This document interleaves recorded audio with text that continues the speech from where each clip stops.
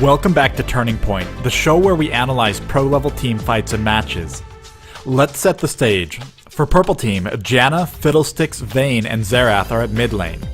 Jace has just finished pushing a wave off bot tower. For Blue Team, Lee Sin, Tristana, and Zira are coming up mid lane. Jarvan is flanking Purple Team to initiate the fight, and Lulu is also nearby.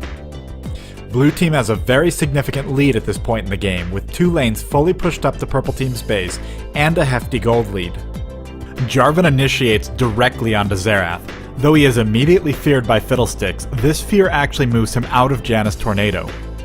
This gives Jarvan just enough time to use his Cataclysm ultimate on Xerath before Xerath completes a stun combo on him. Lee Sin lands his Q on Xerath, finishing him off. Now just as this is happening, Fiddlesticks is channeling his ultimate, but it won't land on most of the enemy team. Fortunately, Lee Sin kicks him directly in the path of all of his allies, allowing Fiddlesticks to damage everyone.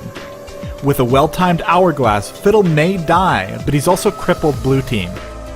Jace is finally engaging on the enemy team after moving in from bottom lane. With a flash and EQ combo, he easily finishes off Zira. Each team has lost 2 players, and Purple Team must now deal with Lee Sin, who has been doing exceptionally well and has incredible survivability in the form of armor and health items. As Lee engages on Janna, she applies her slow and begins backing off.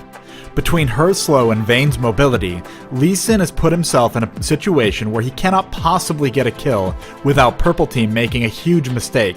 The question that needs to be asked is why Lee Sin engaged at all. He could have easily walked away, but instead went in for an unrealistic play. This is overconfidence.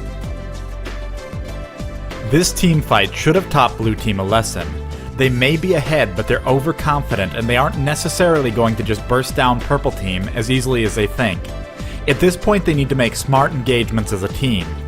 But they don't learn their lesson. Shortly after this, Jarvan initiates another team fight, this time with Lee Sin clearly on the other side of the map, and without giving the rest of his team enough time to move in.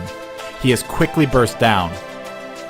After this, Lee Sin tries to solo Dragon, even knowing that Fiddlesticks is nearby and can easily steal the kill. At the same time, Zira gets flanked, leaving her unable to escape even with a flash. And shortly after this, Lulu gets caught alone in the jungle, being quickly locked down with burst and crowd controls. Then they come across Jarvan on the outside of his base. Though he has a very easy escape, he instead tries to engage with his team, not realizing just how far behind they are. The outcome of this game is inevitable. With 2 players down, Purple Team easily overwhelms Blue Team in their base, picking the defenders off one by one. Part of what happened in this game was getting caught out alone without sufficient vision. But other kills were clearly the result of overconfidence that stemmed from doing well in the early game. While Blue Team had excellent players who clearly had both damage and skill, they failed to work together as a team. Keep in mind that these are extraordinarily good players throwing this game. This is not something that only happens in bronze tier matches.